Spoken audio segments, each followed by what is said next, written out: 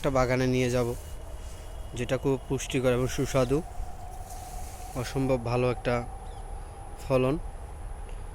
Maximum মানুষ আমরা সবাই করমচা নামেই চিনি।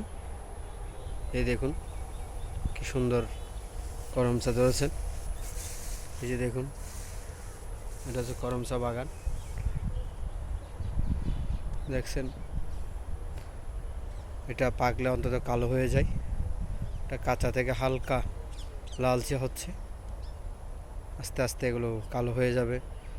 এমনি খাওয়া যায়, লবণ দিয়ে খেলে আরও ভালো লাগে। অত্যন্ত পুষ্টিকর একটা ফল আমরা চিনে থাকি গ্রাম অঞ্চলে, গ্রাম থেকে শহরে, শহরে বিভিন্ন ভ্যান গাড়িতেও পাওয়া যায়, আশেপাশে গলি গলি। এই যে দেখুন সুন্দর একটা বাগান, 5টা করমচা গাছ রয়েছে, প্রত্যেকটা গাছে ফলন ধরেছে। এবং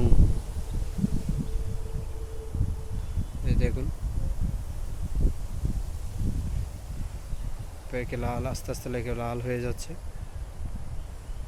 অসম্ভব সুন্দর একটা করমচা বাগান।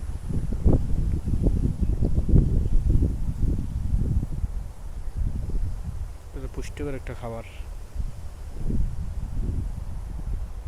অধিকাংশ মানুষ এগুলো পছন্দ করে, ওদের শরীরের জন্য অসম্ভব ভালো।